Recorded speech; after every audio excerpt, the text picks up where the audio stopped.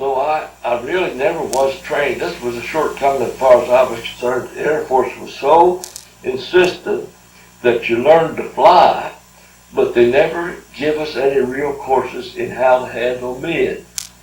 And that to me was a great shortcoming because I never had any experience handling men or anything. And so it seemed like it worked hardship on me all the way through. Well, out Rapid City, one of the most impressive things that I saw when we got out there was the food. I'm telling you what, that wasn't this over kind of Army food. It was the Air Force food. It was the kind of food you'd get down here some fancy restaurant. Man, they had good food out there.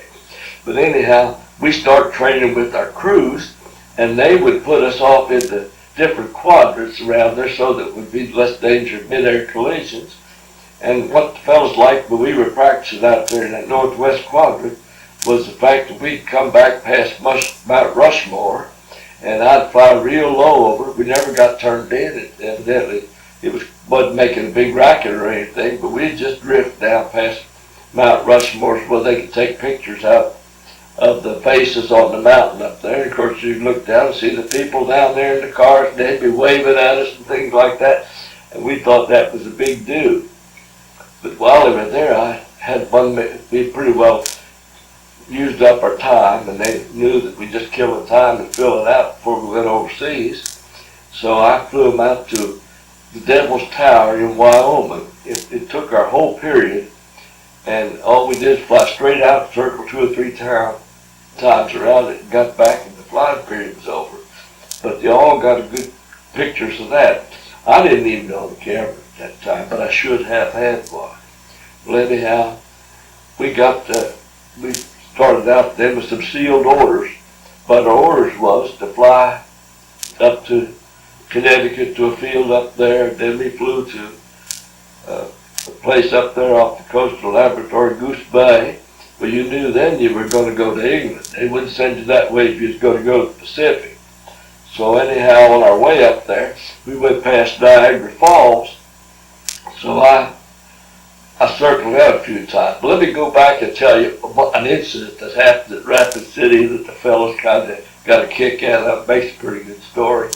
Anyhow, there were 6 of us flying in formation, and we were shooting air-to-air gunnery. In other words, it was an airplane off the side pulling a great big banner, and it was just like a big white sheet, and each airplane had the tips of their 50 caliber bullets. Ours was painted red, and yours was painted green, and his was painted blue. And so when the bullets went through this here cloth sleeve, they could tell who was hitting it, who wasn't. Well, anyhow, I was tucked up right up underneath the lead ship. There was 3 up here, 3 back here, and I was in the middle of it, right up underneath his tail. And all at once I looked up, and Bob Gardner and Burbank were in the nose.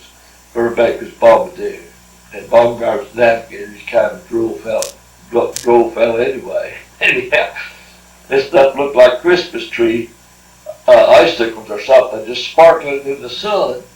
And boy, the next minute, man, kapowie. We hit right in the middle of the swarm of that stuff. And it turned out somebody in that airplane ahead of us had taken a load of 50 caliber brass after it had been fired and just dumped those things out in the air, and not thinking that those airplanes flying right behind it. Well, it knocked out the landing lights on the airplane that we were in. It battered up the leading edge of the wing. Some of the shells went into the leading edge of the wing. And at that time, they did not have any of this rubber on the wing like they had when they're new. They have de-icer boots, they call them, on the airplanes. But they took them off over there, and they took them off over to England, too. We didn't have any de-icer boots. Anyhow, that metal on the leading edge of the wing went in there and went around the engines and battered up the ignition wires, ran through a little pipe like around there. You battered those up. Well, we're going to have a big court martial. Somebody's fault. So we had the court martial. They were all, brass was up there lined up behind the table, and we were lined up out there. Several crews. Of course, nobody knows what happened. Well, you know what happened. That guy, somebody in that lead airplane dumped him out. But anyhow, Burbank, he just cracked the ball up. He says, Colonel, he says, I'll tell you one thing. He says, that plexiglass nose will not stop Almanor above the freezing level. He knocked that plexiglass nose out, see. So anyhow, they all had a good laugh. Nobody got any problems. Didn't find anybody guilty. And so that was the funniest thing that happened there at Rapid City. Then we took off and we started for England. We got up to some field in Connecticut. I forget what the field was. And the weather was bad, so we had to stay 2 or 3 days. Mo, he found out right quick that we weren't supposed to leave the base. But he found out he'd climb over the fence out there in those spots, so we all climbed over the fence and went into town. And went in there, sat down at this restaurant, and lo and behold, here was the fellows in charge of the MPs on that base was sitting there too. But anyhow, we left there then and went up to Goose Bay, and the weather was bad. We couldn't get in. They made us come back to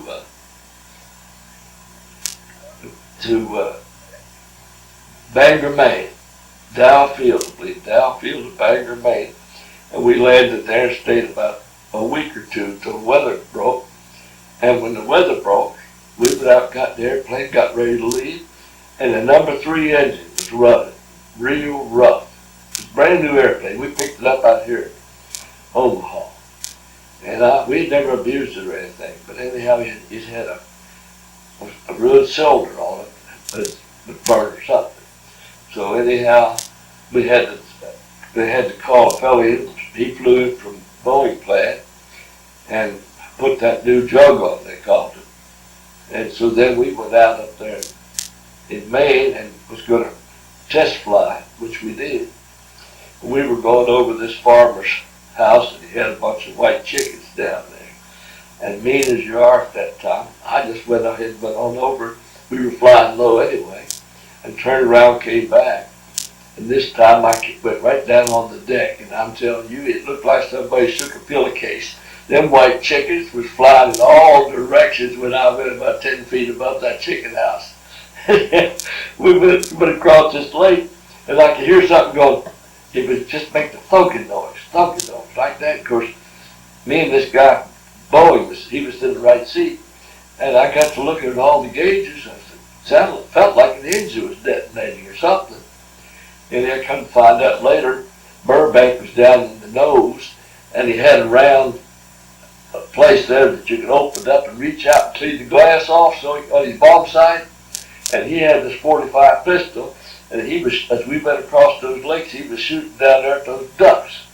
And that's what that thunking noise was. And then anyhow, we got over there, up there in Goose Bay, went across to Reykjavik, Iceland, spent the night there, then went over to Valley Wales, left the airplane at Valley Wales, and went on, and we were assigned to the 92nd Bomb Group.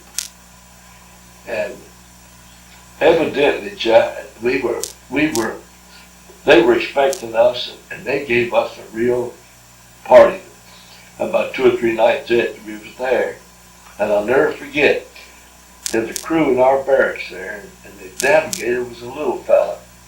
See, this was a combat training center too for other bases, but we were right there assigned there, so we had to go through the course too. But anyhow, this young fella got up on the table. We all had a few drinks, at the club. And boy, he really got wild. And he got up on the table, and he says, we're going to go, he said, I just have a notion that we're going to get it tomorrow. We're going to get shot down tomorrow. Well, Colonel Harden, he's Lieutenant Colonel, and he's finally got him down off the table, got him settled down and everything. And the very next day, all of them went to Merseburg, and that was one of the roughest targets we had. And darn it, they didn't get shot down, too. The very next day, they did not come back and had to gather off all that stuff.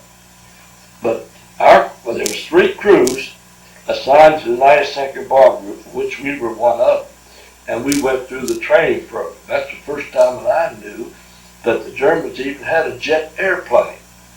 And they also found out they had a rocket plane, too, at that time. And that's what they were briefing us, what we can expect, you know. So, in the meantime, I had to fly 2 missions with another crew flying in the right seat. It's just kind of a familiar, it was a real mission, but I guess they want to see how you did whenever you were in flak and stuff like that. So then, the 3rd time I flew, I took my own crew with me. We had lost our engineer up at Rapid City. We trained with him for about 2 months, and he had got sick just before we left, and so he wasn't on a crew. They gave us a fella out of the pool up there, and he had a very unusual name, and I'm not mentioning, but he was a salesman for this Playtex outfit that makes women's brassieres and stuff like that. And he just did not get along with the crew. And of course, it was hard to like him anyway. But anyhow, when we started flying combat, he was right down between the pilot and co-pilot, and he's supposed to stay in that top turret and watch for fighters. Anyhow, instead of that, he's down there with his head right next to us, and I had the time to get up there. We supposed to, whatnot.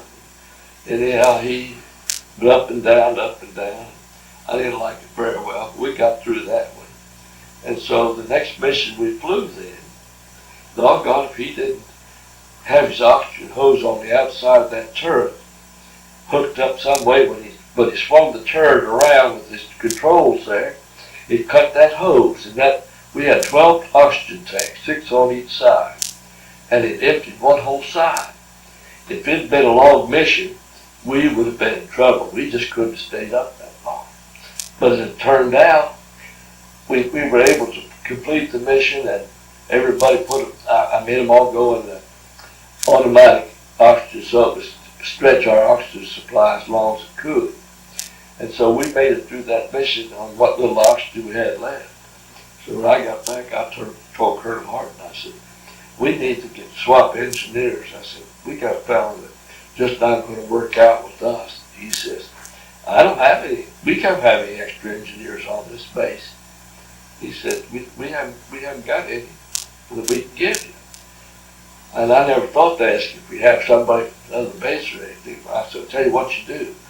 You let us stand down for 2 or 3 missions, and we'll make us one.